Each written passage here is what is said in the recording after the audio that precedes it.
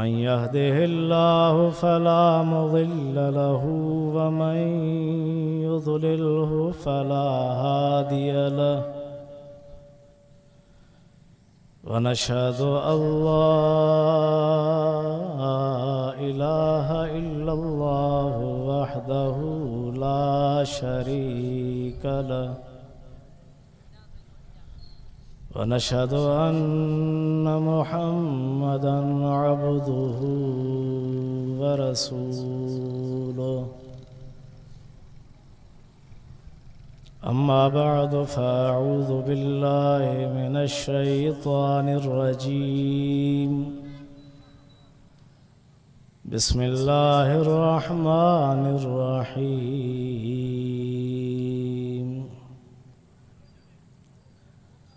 لقد كان لكم في رسول الله أسوة حسنة صدق الله مولانا العظيم وبلغنا رسوله النبي الصادق الأمين ونحن على ذلك من الشاهدين والشاكرين والحمد لله رب العالمين إن الله وملائكته يصلون على النبي يا أيها الذين آمنوا صلوا عليه وسلموا تسليما اللهم صل على سيدنا ومولانا محمد النبي الأمي وآله وبارك وسلم عدد كل معلوم لك دائما أبدا मुझे आज़ीज़ दोस्तों अल्लाह तबारक व तआला जा अणगणिया एहसान थिया जो रब साईं तव्हां असांखे हिन क़ुरान पाक जे महफ़िल में शरीक थियण जी तौफ़ीक़ अता फ़रमाई।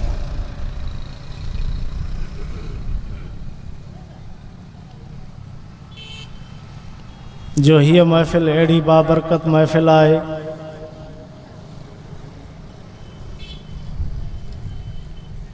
जो जंहिं महफ़िल में अचण सां रब साईं जी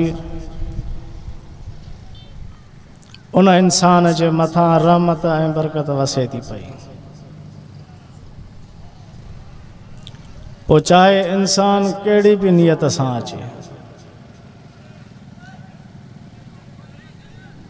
चाहे दुनवी गर्ज़ सां अचे, पंहिंजे मक़सद जे लाइ अचे, या ख़ालिस हिन क़ुरान पाक जे महफ़िल जे लाइ अचे, पर रब साईं जी रहमत हर इंसान जे मथां वसे थी जेको इंसान हिन महफ़िल में शरीक थिए थो पए।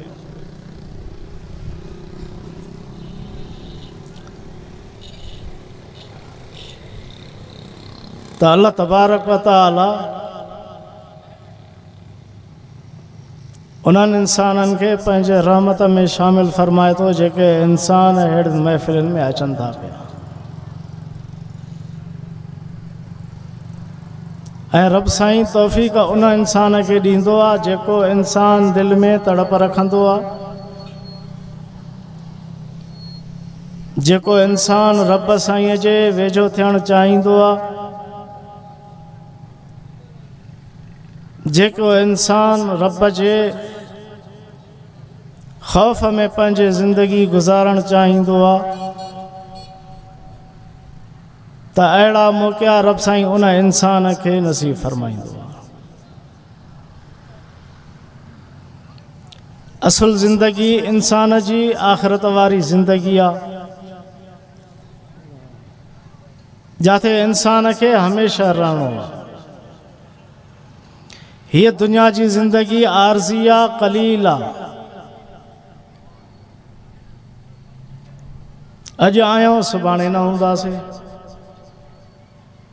केतिरा ई जेका अॻ में हुया अॼु उहे कान्हनि के। सो कंहिं इंसान खे इहो भरवसो न आहे त मां अॼु हूंदुमि या सुभाणे हूंदुमि या न हूंदुसि।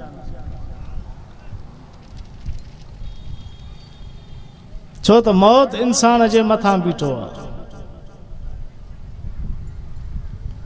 मौत खां इंसान भॼी नथो सघे पियो।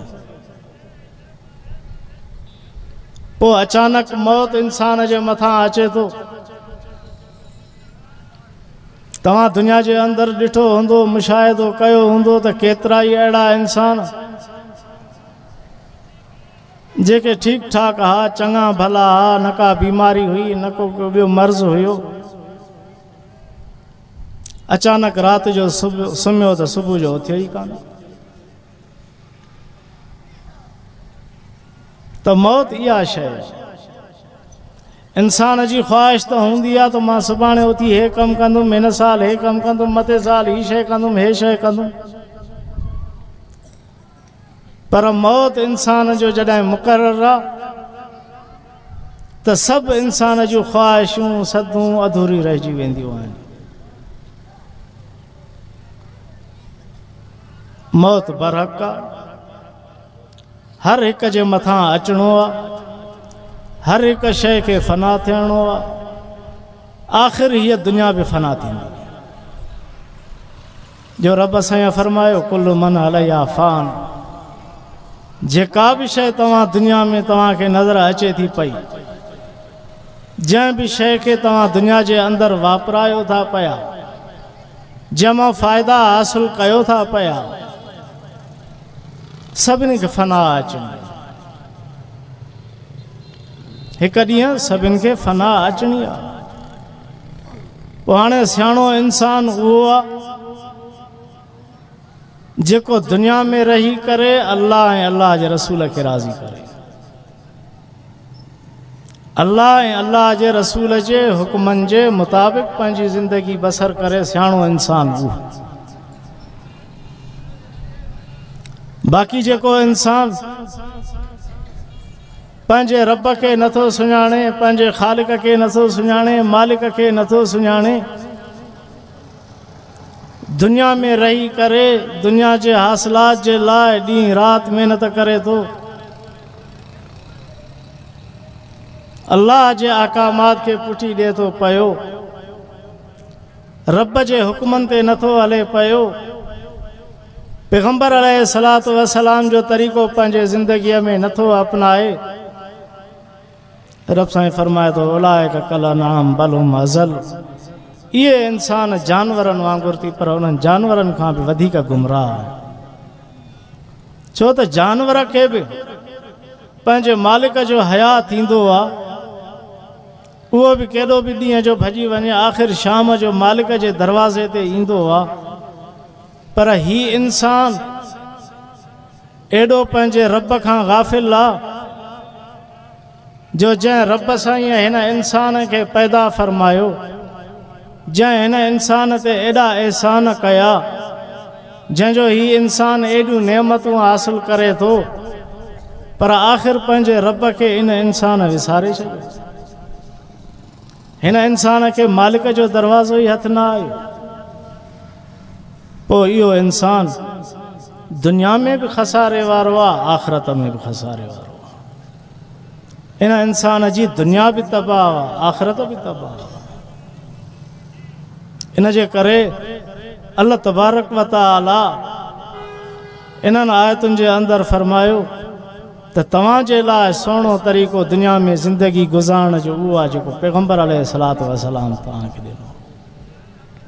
पैगंबर अलैहिस्सलातु वस्सलाम जे ज़िंदगीअ ते नज़र रखी करे तव्हां पंहिंजी ज़िंदगी बि उन तरीक़े ते अपनायो। पैगंबर साईं जो तरीक़ो जेकॾहिं जंहिं इंसान दुनिया जे अंदरि अपनायो, उहो इंसान दुनिया में बि कामयाबु आहे, आख़िरत में बि कामयाबु आहे। पर जंहिं इंसान दुनिया में अल्लाह ऐं अल्लाह जे रसूल खे न सुञातो, पोइ इहो इंसान दुनिया में बि ख़राबु, आख़िरत बि इन इंसान जी ख़राबु आहे। दुआ आहे त अल्लाह तबारक व तआला सही सम्झ अता फ़रमाए। आख़िर दावाना अनिल हम्दुलिल्लाह।